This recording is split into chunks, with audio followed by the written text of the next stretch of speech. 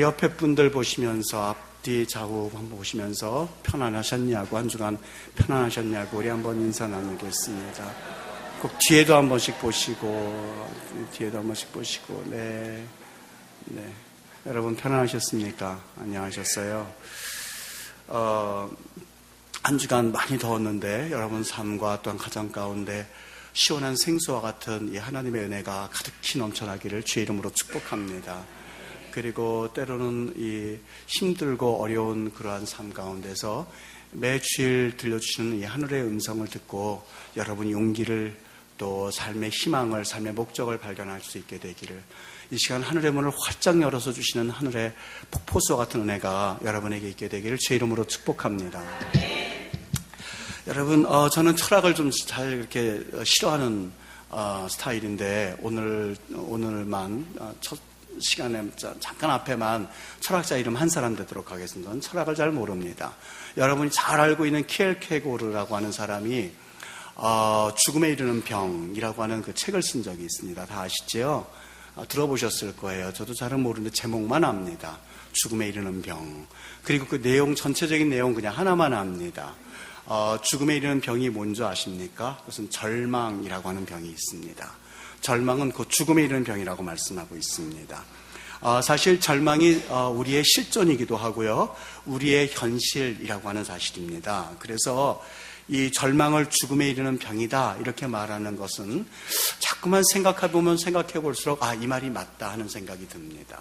사람이 아무리 많은 것을 가지고 있다 한다 할지라도, 아무리 강하다 한다 할지라도 그 마음 가운데 절망이 한번 찾아들기 시작하면 그 절망으로 인하여서 삶을 포기하게 되고, 삶을 포기한 사람은 곧 죽음에 이르기 때문에 사실 절망은 죽음에 이르는 병이다라는 이야기를 한 적이 있습니다.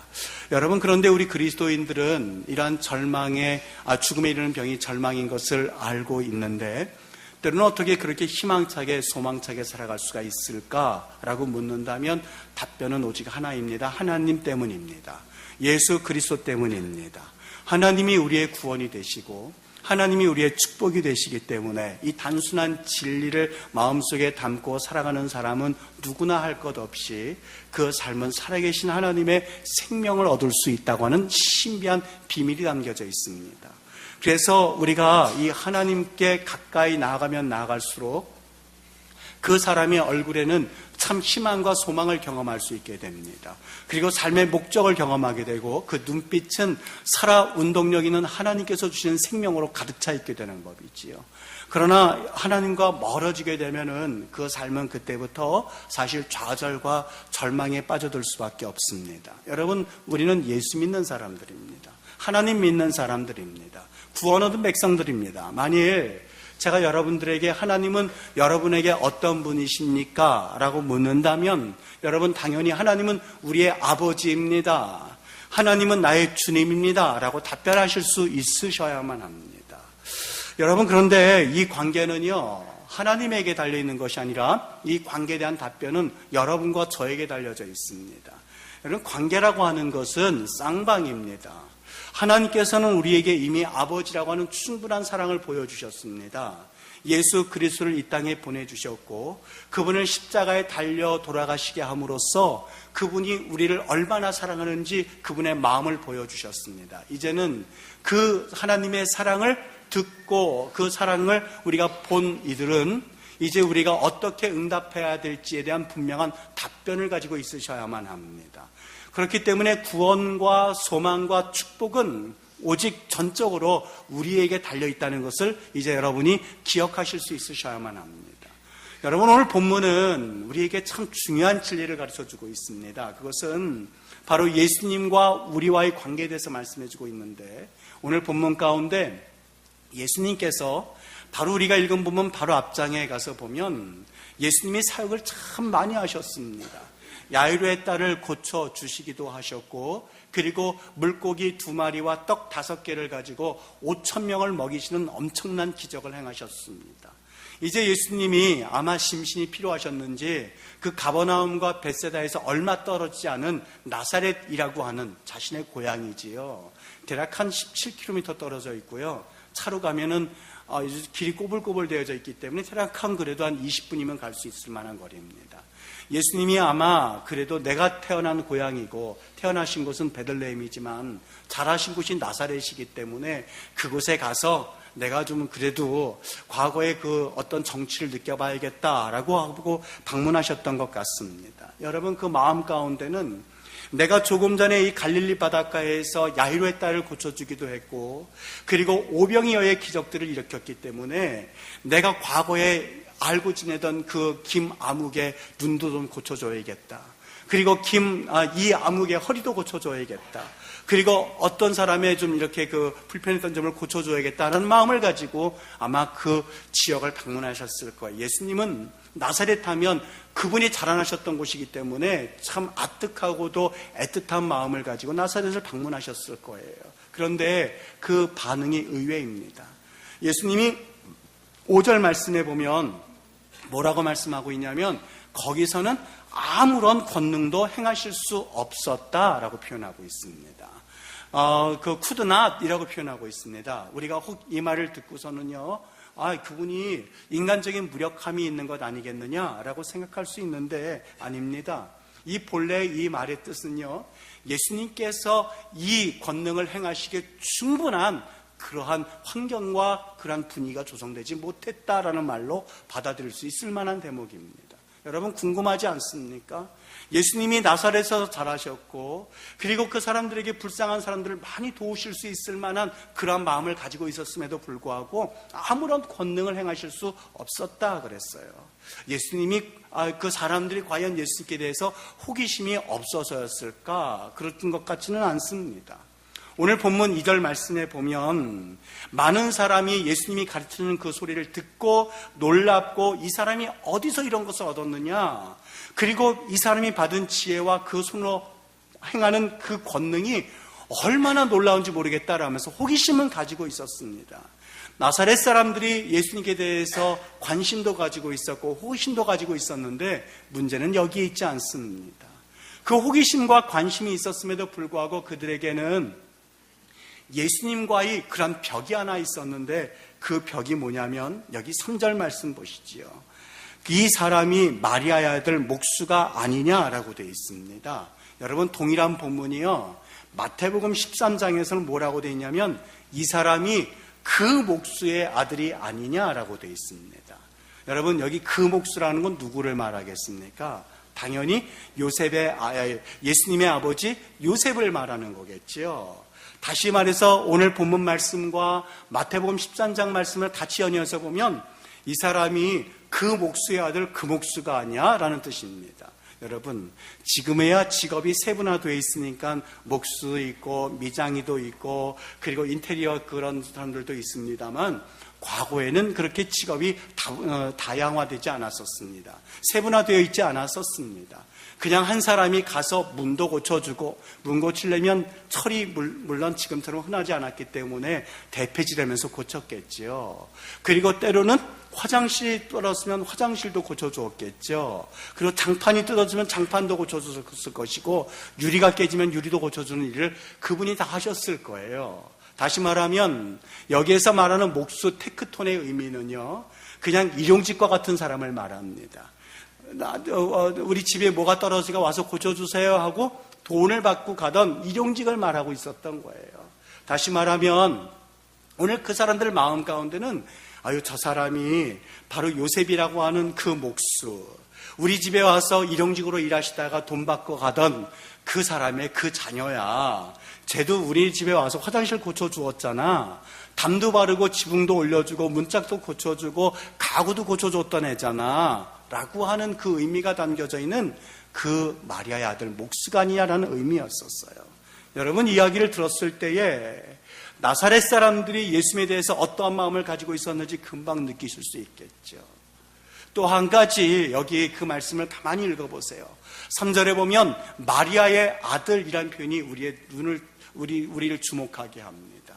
성경에서는요, 사실 이 자녀를 이야기할 때에 아버지의 이름을 쓰는 것이 관례입니다. 이를테면 마노아의 아들 삼손, 기스의 아들 사울, 이새의 아들 다윗처럼 본래는 그 아들의 이야기를 지을 때 아버지의 이름을 들어서 그 사람의 아들이라는 표현을 쓰는 것이 관례화되어져 있습니다. 예수님에 대해서 이야기할 때에 뭐라고 써야 옳습니까? 저 사람은 요셉의 아들 예수가 아니냐라고 쓰는 것이 맞아요. 그런데 여기 뭐라고 쓰여져 있냐면 마리아의 아들 예수가 아니냐라고 했었을 때에 여러분 그들이 무슨 생각을 했을까요? 다 알잖아. 요셉과 마리아가 결혼하기 전에, 정혼하기 전에 마리아가 임신했었어. 알고 있지. 저 예수라고 하는 사람은 아버지 없이 태어난 사생아의 아들이야 라는 그 의미가 거기 담겨져 있었던 거예요. 옛날에 마리아가 아기 때, 처녀 때 아기를 낳았잖아. 그 작품이 바로 예수잖아 라고 하는 생각이 그들에게는 있었던 것이죠. 다시 말하면 그 나사렛에 있었던 사람들은 예수님이 나사렛을 방문하였을 때에 자기들만큼 예수님을 안다고, 자기들만큼 예수를 아는 사람이 없다고 생각했습니다. 거의 30년을 지나면서 예수님의 누나가 누구인지, 예수님의 형이 누구인지, 예수가 어떻게 하며 살고 있었는지 그들은 너무나 그것을 잘 알고 있었고 그것이 익숙하였기 때문이시죠. 그래서 그들은 사실 예수님에 대해서 호기심은 있었지만 그 호기심은 그분을 경배하고 경외하는 호기심이 아니라 저 친구 옛날엔 저거 아니었는데 왜 저래? 라고 하는 그 마음에서 마리아의 아들 예수라는 표현을 썼던 겁니다. 여러분, 저는 신앙이 무엇일까 하는 생각을 좀 한번 곱씹어 생각해 봤습니다. 신앙이라고 하는 것은 무엇일까? 여러분, 유대인 철학자 중에서요, 제가 오늘은 사실 전 철학도 모르는데 자꾸 철학자들이 2명이나 나옵니다. 유명한 철학자 중에서 말틴 부버라고 하는 철학자가 있습니다. 유대인에게 있어서는 네노라는 철학자입니다. 그 사람이 나와 너라고 하는 책을 썼는데요, 그 내용의 의미는 너무너무 간단합니다. 그걸 복잡하게 썼을 뿐이에요. 그 의미는 뭐냐면요, 모든 사람의 관계가 처음부터 시작이 되는데 그것은 나와 너와의 관계가 시작이 된다는 거예요. 그런데 이 관계가 처음에는 서로 흥미가 갖고 지내다가 시간이 지나면 지날수록 이 관계가 시들시들해진대요. 그래서 이 관계를 계속해서 유지하기 위해서는 영원한 너라고 하는 사람이 필요한데, 여기에서 영원한 너라는 것이 누굴까? 말틴 부버가 생각하다가 여기서 너무나 놀라운 치를 발견합니다. 영원한 너라고 하는 것은 바로 예수 그리스도이다. 예수 그리스도 안에서 남편을 보아야 실증이 안 나요.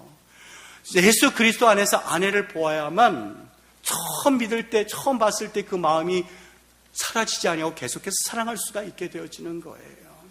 예수 그리스도라고 하는 영원한 너를 촉매자 역할을 해서 봐야만, 그 눈으로 봐야만 내 자녀와 내 부모가 사랑스럽고 존경스러워진다는 이야기입니다.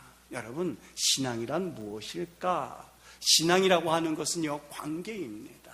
누구와의 관계인 줄 아십니까? 바로 하나님과 나와의 관계입니다. 다른 사람이 규정 지어줄 수 있는 것이 아니라 바로 하나님과 나와의 관계입니다.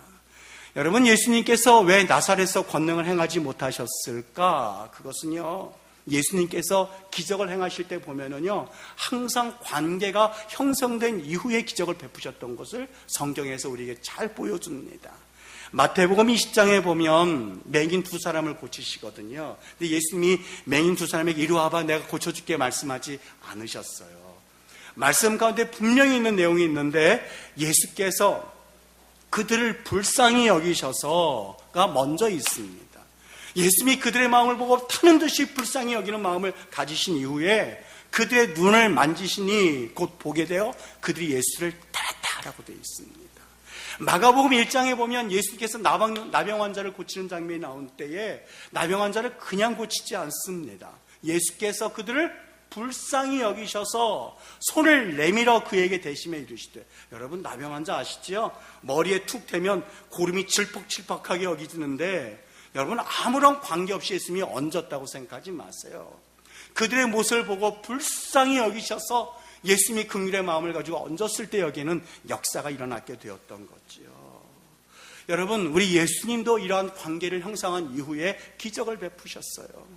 여러분과 저와 하나님의 관계가 어떤 상태인 줄 아십니까? 처음에는 좋았죠. 하나님께서 우리를 창조하셨을 때 심히 보기에 좋았더라고 말씀하고 있습니다. 첫째 날서부터 다섯째 날까지는 그냥 보기에 좋았더라예요. 그런데 여러분과 저를 창조하시고 나서는 하나님이 보시기에 심히 좋았더라라고 말씀을 하고 있습니다. 그런데 이 하나님 보시기에 심히 좋고 교제를 가져야 할 인간이 하나님이 따먹지 말라고 한 그 선악과를 따먹음으로 말미암아 불순종이 뭐인지를 맛보기 시작했습니다. 하나님 앞에 불순종하고 나니까 이것이 그들에게 있어서 하나의 올무가 되었습니다. 처음에는 하나님과 같이 될 거야 라는 꾀임에 넘어가서 따먹었는데 그 하나 따먹은 것 하나 때문에 모든 것을 잃어버렸습니다. 특별히 모든 것 중에서 하나님과의 관계가 틀어져 버리기 시작했어요. 하나님께서 이 관계 틀어진 것을 위하여서 이것을 회복하기 위하여서 이 관계가 틀어진 다음에는요, 사실 우리는 기도도 할 수가 없습니다. 여러분, 목양실에 있다 보면은요, 별 장사하시는 분들 꽤 많이 오세요. 어떻게 알고 오시는지 와가지고요, 저한테 목사님 좋은 목회 프로그램이 나왔다고, 그래서 보자고 그러면은 프레젠테이션을 하세요. 한 2시간을 줘서 하시는 거 보면요, 기가 막혀요. 모든 목회자님들이 야, 이거 보면은 다 사겠다는 만큼 마음에 감동도 와요. 꼭 살지 하는 마음이 있다가 그러면요, 제가 일주일만 생각해 볼게, 그때 한번 보지요 라고 했어요. 근데 그게 지금 벌써 한 몇 달이 됐는데 아직 안 샀어요. 왜 그럴까요? 모든 것이 이해가 돼요. 모든 것이 다 느껴져요. 감동도 와요. 그런데 뭔가 아직까지 움직여지질 않아요. 그런데요, 한 가지 관계가 있는데 이 아저씨하고 저거는 그냥 아저씨 관계예요. 그냥 아저씨 관계예요. 근데 아주 특별한 관계가 하나가 있습니다. 저희 아이들과의 관계입니다. 저는 걔네들 아버지인데요. 여러분, 자녀들이 요즘 제일 인기 있는 장난감 뭔지 아시죠? 터닝맥 카드. 터닝맥 카드. 이거 사람 아주 힘들게 합니다. 저는 그거 하나만 사주면 그게 끝난 줄 알았어요. 터닝맥 카드를 또 사달래요. 저번에 사줬잖아. 근데 터닝맥 카드 또 있대요. 이마트 가서 보니까 터닝맥 카드가 수십 가지더라고요. 근데 살 때마다 이유가 달라요. 오늘은 비가 왔으니까 사야 되고요. 오늘은 시험 못 봤으니까 기분 나빠서 사야 되고요. 오늘은 또 날씨가 좋아서 사야 되고, 오늘은 배가 아프니까 사야 되고요. 말이 이성적으로 맞지가 않아요. 그런데 마음과는 달리 배가 아파서 사려면 가서 하나 사줘요. 날씨가 나쁘다고 가서 또 하나 사줘요. 왜 그럴까요? 왜 그럴까요? 이성에는 안 맞지만 제가 아버지이기 때문에 그래요. 아버지와 자녀와의 관계이기 때문에 이게 허용이 되는 거예요. 여러분, 우리 하나님께서 우리에게 오신 것은 아저씨와의 관계로 오신 것이 아니라 그분은 우리에게 아버지로서 모든 것을 창조하셨지만 그분은 우리의 아버지로서 오신 분이시고, 우리 자녀들이 나를 볼 때에 아저씨 그러면 터닝맥 카드 사줄까요? 안 사줄까요?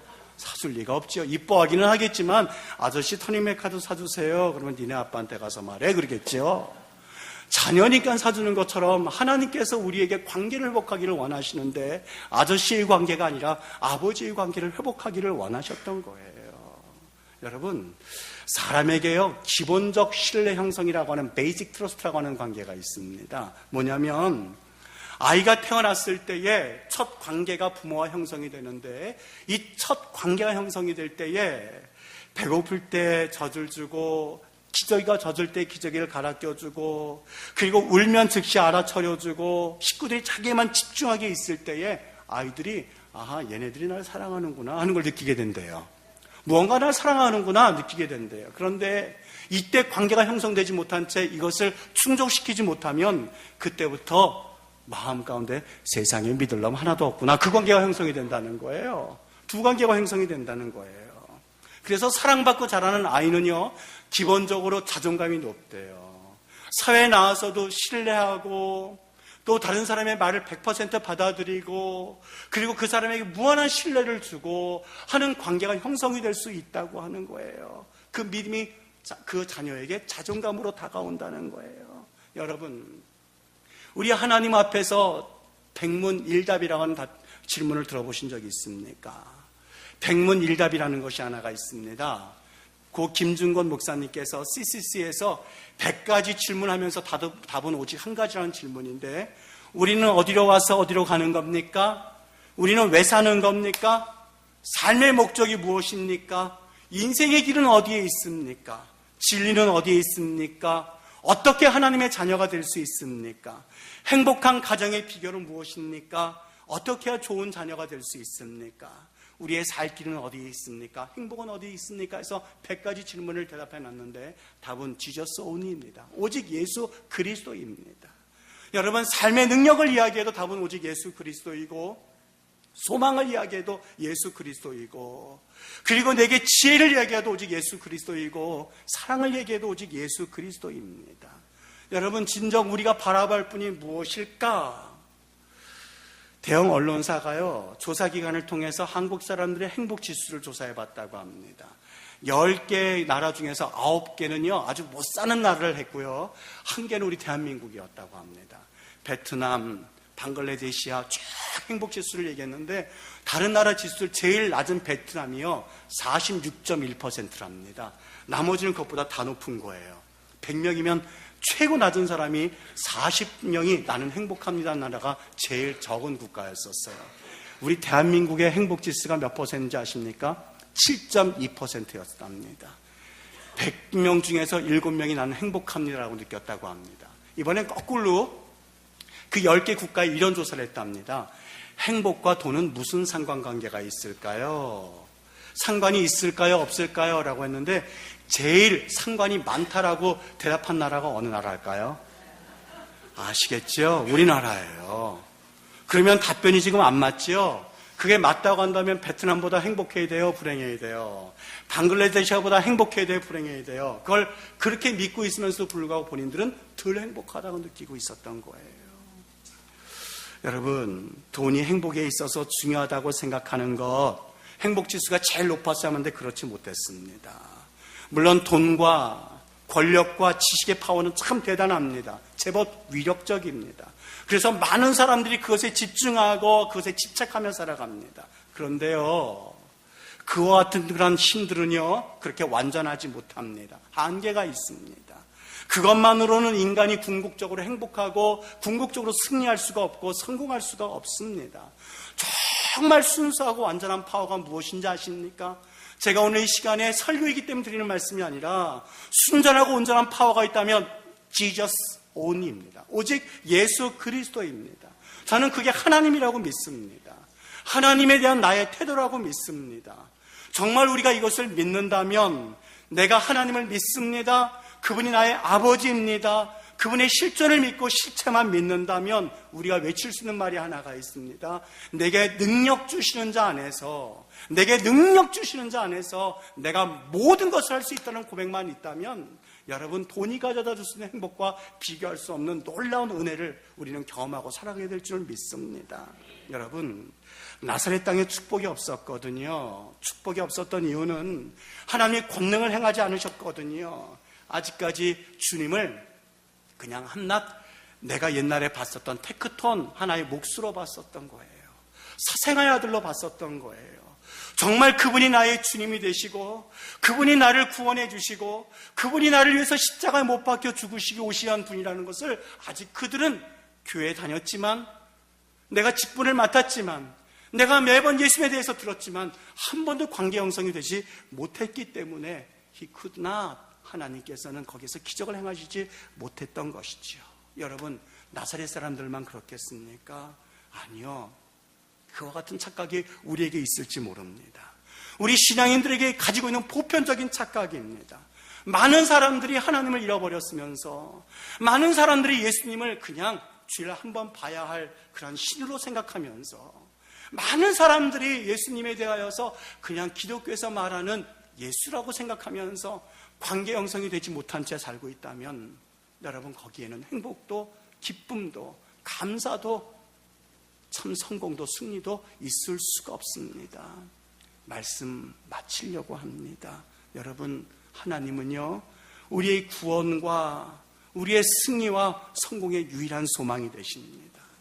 지금까지 그 하나님을 그냥 단순히 아저씨로만 생각을 했었다면, 지금까지 평생 일정한 거리를 두고 하나님을 따라다니는 삶을 그냥 하였다면, 오늘 이 시간에 우리에게 찾아오셔서 내게 자녀가 되지 않아 주겠니? 라고 하는 그 주님의 음성에 여러분 응답하십시오.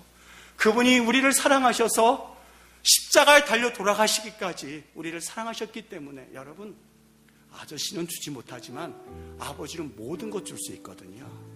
모든 것 주거든요. 저는 이마트에 있는 돈만 있으면, 이마트에 있는 모든 파워레인저 아니야, 터닝 메카드 다 사줄 수 있습니다. 다 사줄 수 있어요. 그게 제 아빠의 마음이에요. 주님께서 여러분을 위해서 십자가를 못 박혀 돌아가셨는데 뭐를 못 주겠습니까? 관계가 형성되지 않아서 그래요. 주님을 아주 싫어 여기기 때문에 그렇죠. 사랑하는 여러분, 오늘 이 시간에 이 말씀 흘려듣지 마시고 우리 주님을, 우리 하나님 아버지를 받아들이십시오.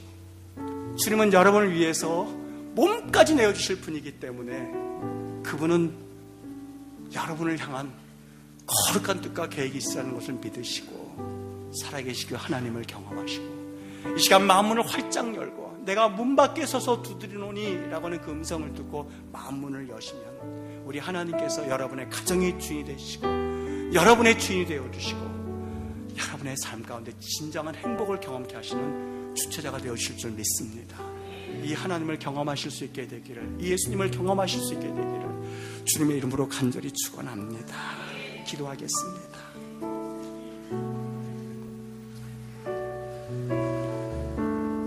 여러분, 이 시간에 잠시 한번 우리 기도했으면 좋겠습니다. 주님, 내가 주님의 두드리는 이 음성에 귀를 기울이고 그 예수님을 인격적으로 경험하기를 원합니다. 주님 찾아오셔서 내 마음을 위로해 주시되 진정 내가 주님이 나의 하나님을 고백하게 하옵소서. 우리 잠시 이 시간에 그분 앞에 나아가는 시간 갖겠습니다. 기도하겠습니다.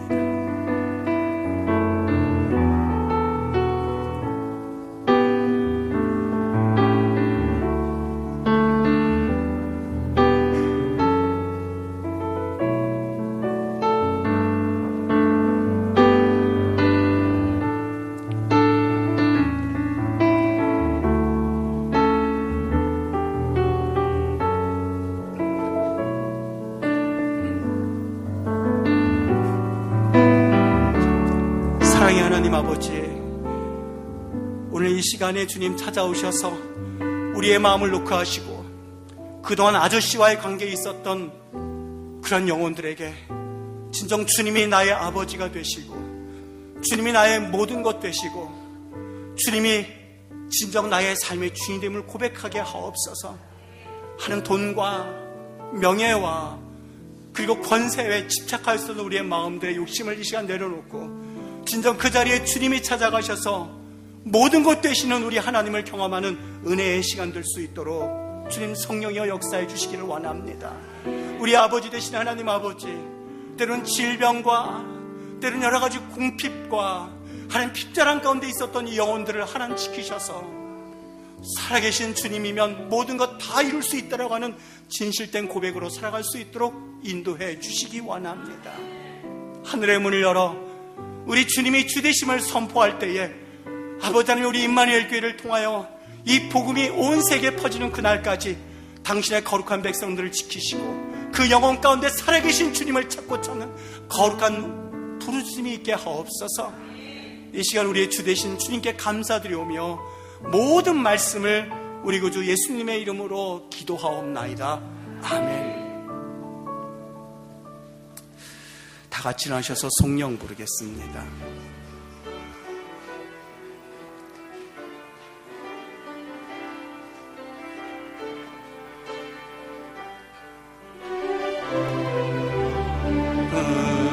주의 영광을 보내 우리 가운데 계신 주님, 그 빛난 영광 온 하늘 덮고 그 찬송 온 땅 가득해. 내는 주의 영광을 보내 찬송 가운데 서신 주님, 주님의 얼굴은 온 세상 향하네. 권능의 팔을 드셨네. 주의 영광 이곳에 가득해. 우린 선의 주님과 함께 찬양하며 우리는 전진하리. 모든 열방 주 볼 때까지 주의 영광 이곳에 가득해. 주의 영광 이곳에 가득해. 우린 선의 주님과 함께 찬양하며 우리는 전진하리. 모든